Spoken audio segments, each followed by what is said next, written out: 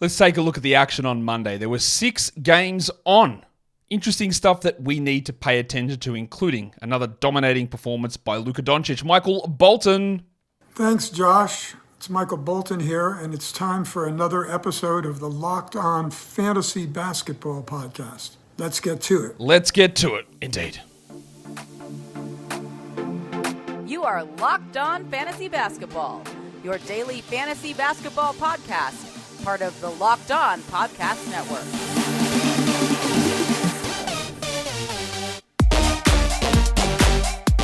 Hello and welcome to the Locked On Fantasy Basketball Podcast, brought to you by Basketball Monster. My name is Josh Lloyd and I'm just a big fan of Jose Calderson. I'm also the lead fantasy analyst at basketballmonster.com, and you can find me on Twitter as always at redrock_bball, on TikTok at redrock_bball, and on Instagram at Locked On Fantasy Basketball. Today's episode is brought to you by Nissan. Are you the kind of driver that likes to push things a little bit further? Do you ever wonder what adventure could be around the next corner? Well, take the Nissan Rogue, the Nissan Pathfinder, or the Nissan Armada and go and find your next big adventure. Check them all out today at nissanusa.com. Thank you also for making Locked On Fantasy Basketball your first listen every day. We are free. We are available on all platforms. Hit the double bang. Go give it the thumb up, ring the bell, leave a comment on the video, go download the audio version, and let's get this thing cracking. Because we have started week 20 in the NBA playoffs for a lot of you, and there are shenanigans afoot, as always, at this point of the year. Less than you might think, but there's still a lot of stuff that is going on. So let's talk about what we need to talk about. Across the games from Monday, there were the 6 of them on, as I mentioned. Let's get some news updates cracking, though, because as soon as I finished the daily preview show for Tuesday, we did get the update on the delicate dancer Alperen Şengün, who is dealing with a severe ankle sprain and a knee bone bruise. Woj just said they haven't ruled him out for the rest of the season, but come on, he's not playing, right? He's not. A severe ankle injury is not a minor ankle injury. A minor ankle injury is like a week to 2 weeks, so we're talking 4 weeks here, ankle, 4, let's say. Bone bruise on top of it. Like, there's less than 5 weeks to go in the regular season here. If he comes back as one game, you're dropping, right? You drop Şengün. The great thing here is it's not going to impact anything moving into next season, so a gigantic positive there. We don't know what's going to happen in terms of replacing him, and we won't even get a complete picture tomorrow because Whitmore's also out. So we thought, hey, maybe they'd start Smith and Whitmore would play more. Or maybe they start Smith at center, or Whitmore plays at the 4 or whatever. We still don't know that. So it's going to have to be a lot of Jacques Landale, some Jeff Green, a boost for Amen Thompson, a reintroduction of Jayshawn Tate, maybe Reggie Bullock. Amen and Landale are the guys that we look at for now because Whitmore's out. Whitmore still could be that player, but he's got a knee sprain. Like, how long is that going to sideline Cam for? This just came out of nowhere. So I wouldn't be prioritizing adding Whitmore, unfortunately. The Bronco Jalen Williams, he just popped up as questionable. Thought he might be out a little bit longer there, but he still might miss that Tuesday game. But that's good news. Otto Porter was waived by the Jazz and then he retired. We were wondering why the Jazz weren't waiving him to let him sign with the playoff team, but his body's just cooked, unfortunate for him. He was a great option when he did play, always overrated in fantasy, but he was always a really strong NBA contributor, and the injuries just got him. Speaking of something, as I choke on air, Larry Markkanen's out again. We are getting to the what do we do with this guy territory. I don't know that they are shutting him down necessarily, but they did sign Darius Bazley and Kenneth Lofton Jr. By the way, Kenneth Lofton Jr. is Bizarro World Bol, the player that everyone seems to love and think they're going to be awesome just because they've got a body that's different to everybody else. Honestly, like, oh, mate, it's time. It's time for Lofton. Yeah, okay, he's bad. He's bad. That's why he gets shunted around. He will have a game that is actually useful for fantasy at some point, Kenneth Lofton, this season. He'll have one single game. But he's not a player that we need to clear everything out for to let cook. He's bad. Right? It's the same as Bol. Like, they're bad. But we like them because they're weird-looking bodies, different to everybody else's. Anyway, the signing of those two guys makes me suggest that Markkanen is in some real strife here in terms of how much more he's going to play. I have no idea how much more he's going to play. Have the Jazz said, hey, we've got this contract extension coming in the offseason, maybe we'll just sit this one out. I reckon there's a distinct chance of that. Dropping him is a significant risk, as it is with anyone. LaMelo Ball, Joel Embiid, it's a risk. But the indicators here are shocking. They are not looking great at all for Markkanen. Chris Boucher, the wiki, who was dead, and then the last 2 games came back and put up gigantic numbers. We went, okay, so we got to do this, I guess. Pirtle's out, Barnes is out. 23 minutes a night of Boucher is a clear 12-team option. and now he's got a tear of his MCL. They haven't given a time frame on it. He's not having surgery, but a torn MCL that's undergoing rehab, he's not coming back. He's done. So if you added him, it looked good. Didn't work out. And speaking of torn knee ligaments, the depressed penis Sadiq Bey has torn an ACL. That's bad. That is all of 2024, I'm guessing. So maybe a January return. Cuts his next season in half, impacts his restricted free agency. We've already talked about this at length on the injury replacement show earlier today, but Hunter's going to have to play more minutes. And then we got to hope that Jalen Johnson's back because they don't have anybody else. And then if Okongwu returns, he will have to play the 4 as well, but he's still not back. So you're going to get maybe some, I don't even know. A lot of Garrison Matthews. Even their two-way guys, there's no one really exciting there to throw in there. Because they did have that Miles Norris, but they moved on from him. Is Seth Lundy going to play the 4? They need to do... They've got no bigs, no forwards at all. That's a real problem, I believe. But they're also tanking. Sort of. Well, they're in the play-in, but yeah. I wouldn't say priority is on winning at the moment, given how many guys are out. That's not through their own fault, though.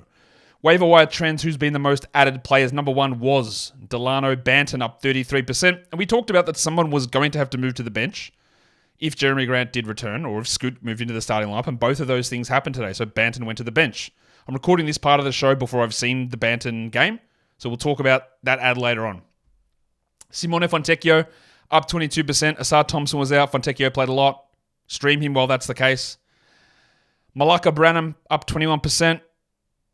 Back to the bench with Vassell returning, but he was providing enough in terms of value coming off the bench, so everyone's jumped on that. Aaron Neesmith with big minutes last game, he's up 11%. Cool. No worries. No guarantee of value being awesome, but yeah, we've got to do it. Matisse Thybulle up 9%. I worry about what his minutes are going to be as well with everyone returning, and he's still just a specialist for categories.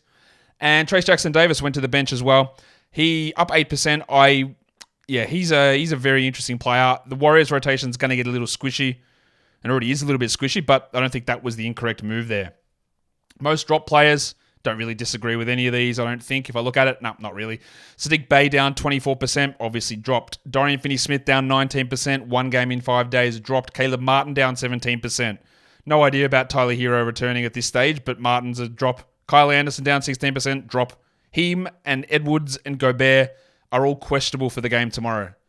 Dwop Reith, down 13%. With Ayton there, you got to drop Reith, and then you can drop Dwop and add him back later on when Ayton's out again. And Deuce McBride down 12%. With Brunson back, got to say that makes a lot of sense. Okay. Today's episode is brought to you by BetterHelp. Sometimes we need the opportunity to get things off our chest, big or small. Certain things can really start to get to you. It's important to let that out, like me being the number 1 team in industry pickup and having Daniel Gafford on my roster, and then 3 weeks ago when he played 7 minutes and I dropping him. And now Jason Kidd has decided that Gafford is going to make the most field goals in NBA history in a row and put up awesome numbers. And I'm annoyed. I'm annoyed that he lulled us into this 3-center rotation. I'm annoyed that every interview told us that Lively was the guy, and now it's not. So, there you go. Thank you. Get that off my chest. I can do that through therapy with BetterHelp, but there are obviously bigger things that are more important. But getting that stuff out, venting that stuff, getting the small stuff out, gives you coping skills to deal with bigger things. So if you've been thinking about starting therapy, give BetterHelp a try. It's entirely online, designed to be flexible and suited to your schedule. Visit betterhelp.com/lockedonnba to get 10% off your first month. That is BetterHelp, HELP.com/lockedonnba.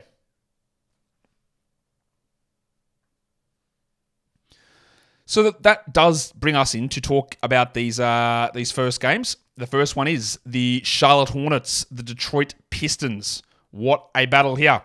Asar Thompson's asthma was a problem. So Simone Fontecchio moved into the starting lineup as the Pistons get a big win. 114-97 over the Charlotte Hornets. Who knows when old mate, or if old mate LaMelo Ball is returning. He's still not there. No Mark Williams, no Cody Martin, no Seth Curry, and then Trey Mann was out as well. I think there is risk that Mann misses the next one. If you want to move on, you move on. Because after today, the Hornets have 5 games in the next 13 days. Yeah, and he might not play more.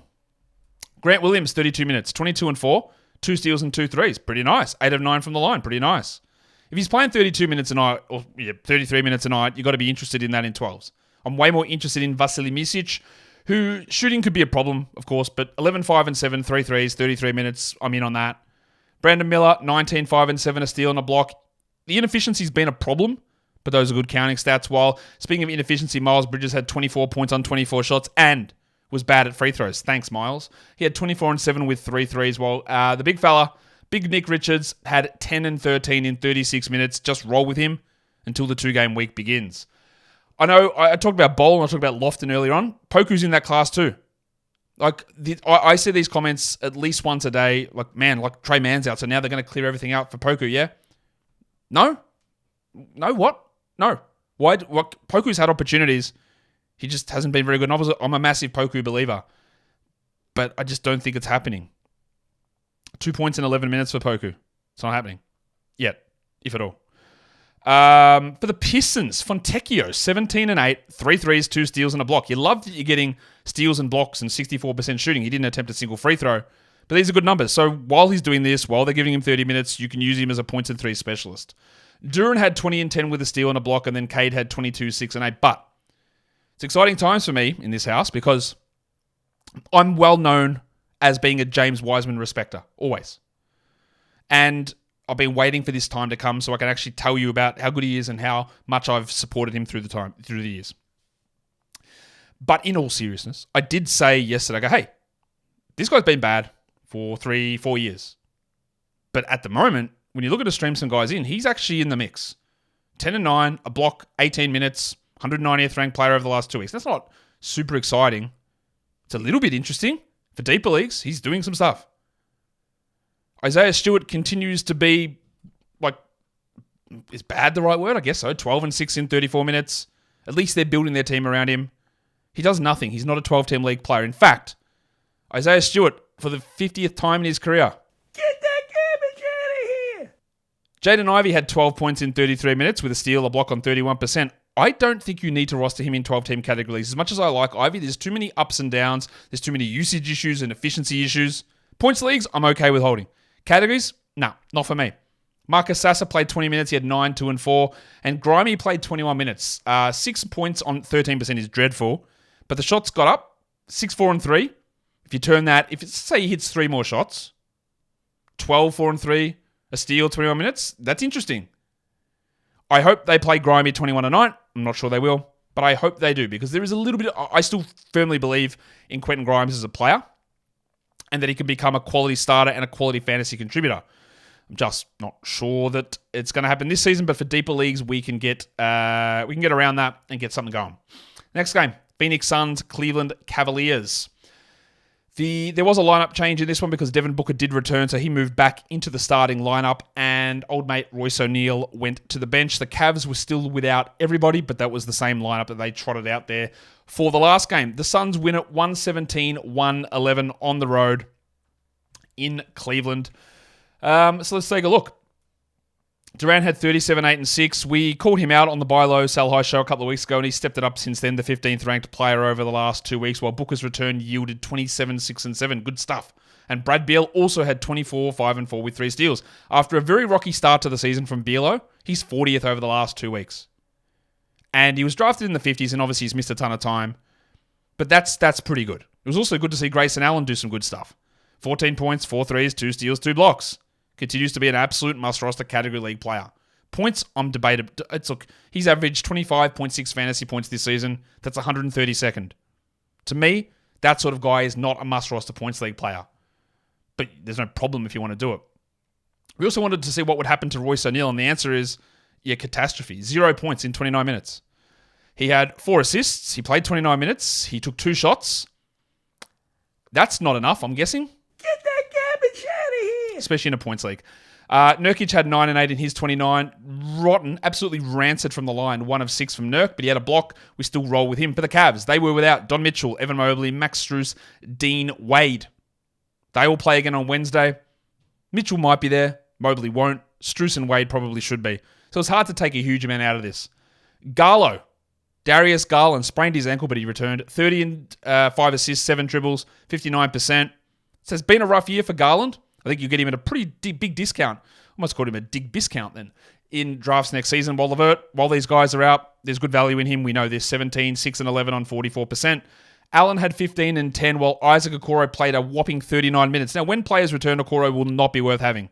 But 13 points, 4 steals, 3 assists is good. 33% is not. But the opportunity is clearly there, while George Niang finally did a bad one. Did an oopsie. 8 points in his 25 minutes on 33%, while the worst shooter in the NBA, Sam Merrill, had 3 points on 20%. The fact that this man cannot shoot is unbelievable. What is happening? Why is this going on? I know you don't know the answer to this. But that was an opportunity to use Niang. It was an opportunity to maybe see if Merrill would turn it around, but of course not. He didn't do it. There's value there in Levert and Okoro, and old mate Craig Porter had 13 and 6. But Mitchell, Strus, Wade, it's going to make most of those guys irrelevant as we move forward. I don't really see a way where they're not irrelevant, but you never know. You never know. I wouldn't be prioritizing holds on those guys. Let's just phrase it that way. The next game, the Golden State Warriors and your San Antonio Spurs. A lot of lineup changes here. The Warriors said, we're going back to the old farts. Klay Thompson started for Brandon Podziemski. Victor Wembanyama returned for the Spurs, and he started, of course, over Zach Collins. But that wasn't it, because we had other changes. Andy Wiggins was back in the starting lineup for the Warriors, while Trace Jackson-Davis moved to the bench, and Devin Vassell returned for the Spurs, and that put Malachi Branham back on the bench. So, did it work? I guess so, because the Warriors win 112-102. Podziemski played 35 minutes off the bench, had 14, 8, and 4, a steal and a block on 50% shooting, so that's just an awesome game. And the other guy that got benched, Trace Jackson-Davis, had 13, 11, played 26 minutes with 5 assists. Like, what the hell do I do with this now? I'm not super keen on rostering Podziemski at the moment. That's an unbelievably good line. But, how do I trust this? I don't, is the answer. There was no Steph, and he could be back in the next one, which complicates things further. As for TJD, if you added him, you hold. 13, 11, and 5. Very clearly their best center. I'm not counting Draymond as a center. A gigantic dunk at the end of this game. So he had no defensive stats. I'm pretty sure he did, so we'll see if that corrects. Does the ESPN box score have Trace with a defensive stat? No, it doesn't. Yeah, I'm pretty sure I saw him get a block, but anyway. 26 feels like high watermark stuff, but yeah, if there's upside of 26 minutes, then you should have him, I think. It could go completely wrong, though. Kuminga had 22 and 5 and played 31 minutes, shot 18 times, which is great. And Chris Paul played 33 minutes, 19, 9, and 8. Good numbers. So who lost out? Well, Andy Wiggins had 16 points in 30 minutes. That's okay. Klay Thompson had 21 points in 30 minutes. That's okay. And Draymond had 5 points in 28 minutes with 4 assists and 2 steals. The problem there is Klay just took a million shots and missed them all. And we're still in that squishy stage, though, because we're going to get 33 minutes back for Steph. Well, you could easily say that 12 minutes of Moses Moody will be gone. What about Gary Payton's 15 minutes? Even if you remove both of those, that means 6 minutes have to come from somebody else. So Podziemski and Jackson-Davis and maybe Paul, maybe Wiggins, maybe Klay is going to lose out when Steph returns. If I'm prioritizing an ad, it probably is Trace Jackson-Davis. But this game probably introduces more questions than it does give answers to what the Warriors' rotation is. Great game from Podziemski, but again, with that one, he's 169th over the last 2 weeks. Wiggins is 242nd, limited minutes, obviously. Klay's 132nd. You're going to get good games, you're going to get bad games. I think consistency is going to be the problem. For the Spurs, good game from Zach Collins, but only 17 minutes. 10 and 9, a steal, 3 blocks. Now, if you've got Zach, hold, because maybe Wembanyama doesn't play tomorrow. I don't know that yet. But after that, we can move on. Well, Wemby had some bad shooting. 27 and 14. 40% on 25 attempts from the field is bad for Wembanyama. And then 4 of 9 from the line is stinking. He did have 2 blocks still, but honestly, one of his worst games. And I talked at length about this, about Malachi Branham. I talked at length about Noah Magaro-George tweeting about his shooting percentages and saying as soon as basically non-fantasy media talks about a guy on a hot streak and their numbers are influenced by insane shooting, it is going to be unbelievably rough from here on out. Branham had 2 points on 13% shooting. Is a tale as old as time. And I still thought you could have streamed him in, but we knew that there was going to be a reckoning, and it reckoned. It reckoned. And with him sucking, they played a lot more bubble Champagne.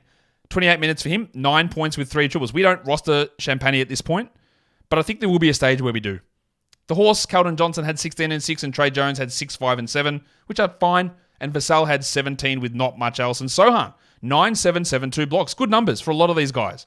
But Sohan, Keldon remain fringy guys. Branham remains a streamer for points and threes, especially with that sort of stinking performance. And then we see what happens tomorrow. Does Vassell play? Does Wembanyama play? They are the big questions that, at this point, I don't have answers, and I hope I get them before the end of this show. Today's episode is brought to you by the legends over at Nissan. Are you the kind of driver that likes to push things, as I don't bring the screen over?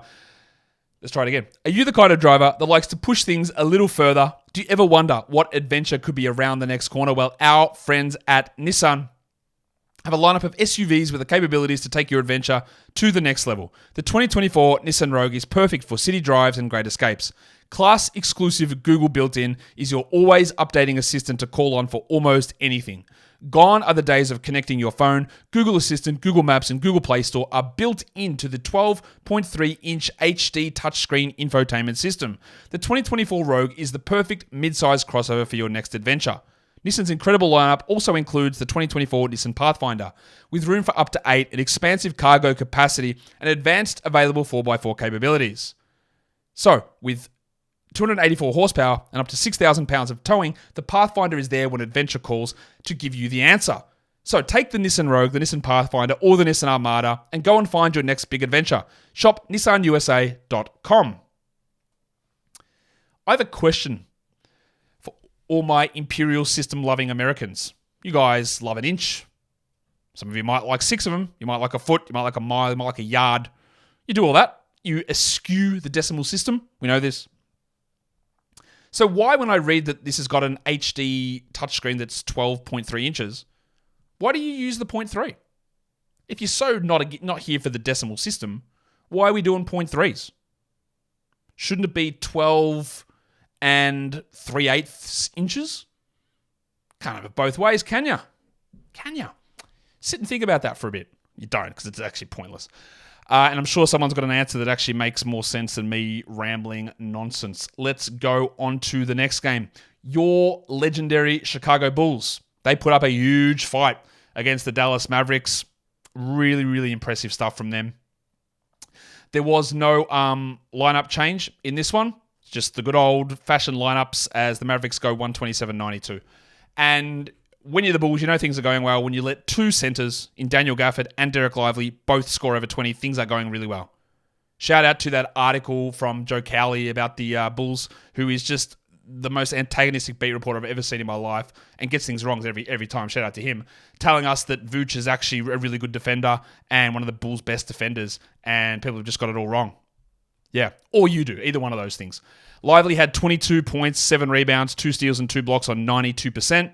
And Gafford had 20 and 7 with 1 steal and 2 blocks. They missed 1 shot. Gafford's hit 28 shots in a row. And they basically didn't play Kleber at all, 13 minutes.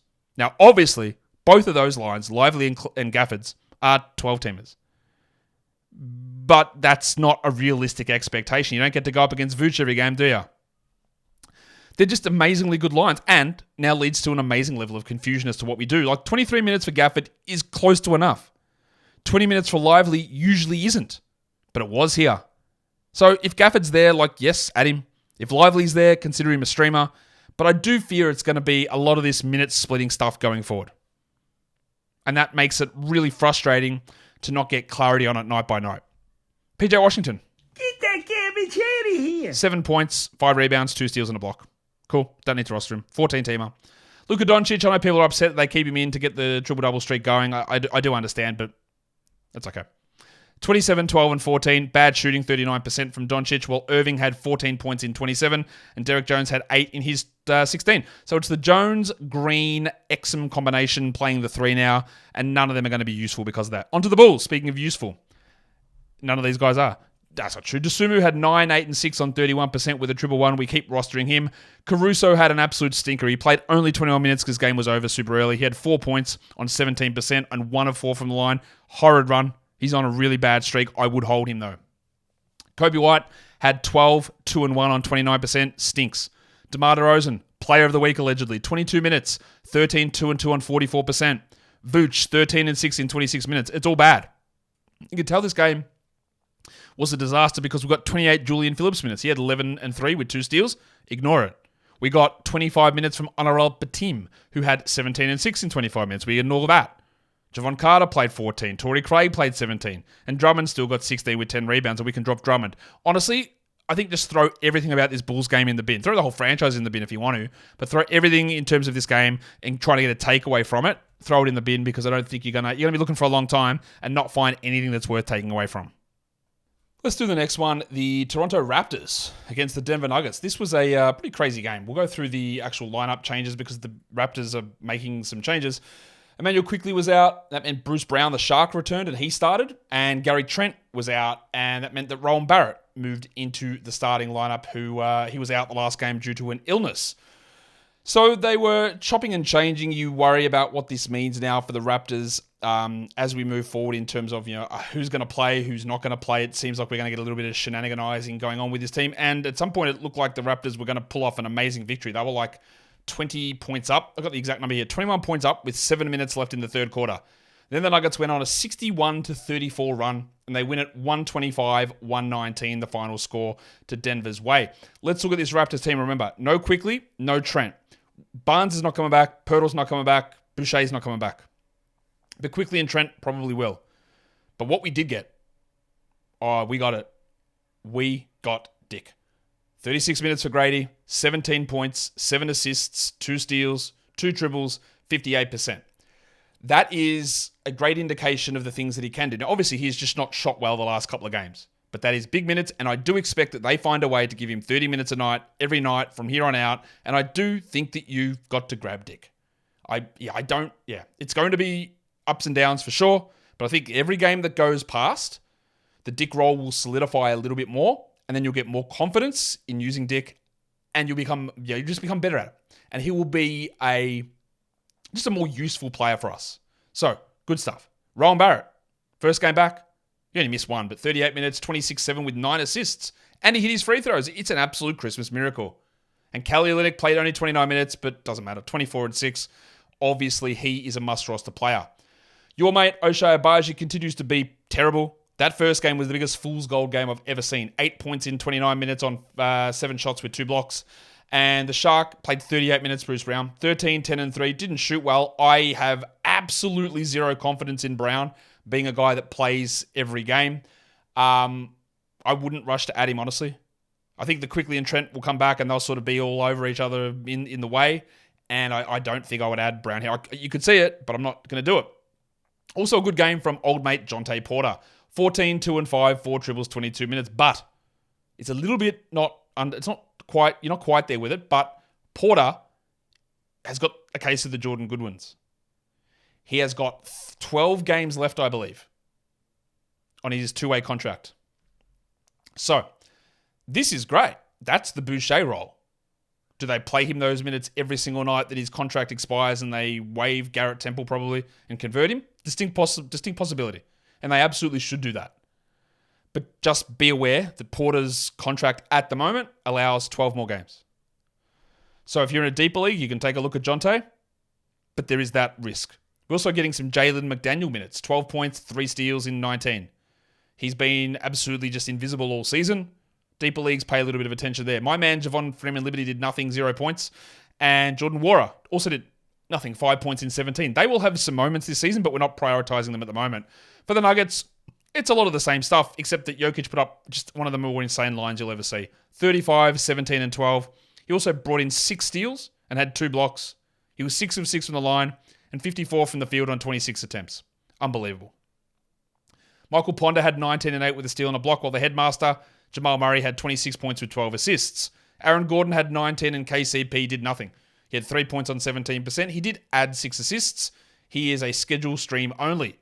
If you were looking at Peyton Watson, you got sort of what you wanted, a steal and a block, but that's it. He's a specialist in that area, while Reggie Jackson continues to do nothing and the rest of the bench didn't really contribute at all. But it's the Raptors that become very interesting for us here from a fantasy point of view with that performance from Dick, the performance from Olynyk, the performance from Porter. But the now question mark as to when Trent or Quickley return is there leading to further confusion. All right, let's look at the final game of the night. The Boston Celtics took on the Portland Trailblazers in Portland. The Celtics, of course, have got another game tomorrow against the Utah Jazz. So they sat Porzingis in this one, and they also sat Drew Holiday. Peyton Pritchard started in place of Drew Holiday. That's a little bit of a surprise to be sure. While Jeremy Grant returned, it was Toumani Camara who went to the bench. That was interesting. I wasn't really sure exactly what they were going to do, but we talked about how this team had some decisions to make in terms of who was going to move to the bench, and one of them was Camara, and the other one that moved to the bench was Delano Banton. And that meant that Sterling Henderson moved into the starting lineup, adding to further confusion about what to do with Murray and Banton and Camara and Thibault and everyone else. There's just, a lot of question marks still now around this team. We'll get into talking about it. The Celtics had a very comfortable victory in the end. The final score, I put the wrong box score up. What an L that is. I'm trying to get out of here because I've got baseball practice to get to. The Celtics win at 121-99. So spoiler alert, we're not going to do the full awards ceremony at the end of the show. But the Celtics win at 121-99 is that final score. They were without, like I said, Porzingis and Holiday. So Slam and Sammy Hauser played 32 minutes off the bench, 22 points, 6 dribbles, 2 steals, and a block. That's great. And I think there's going to be an opportunity for him tomorrow. I think Horford will be out. And I think Jaylen Brown will sit, and we might get White or Tatum out as well.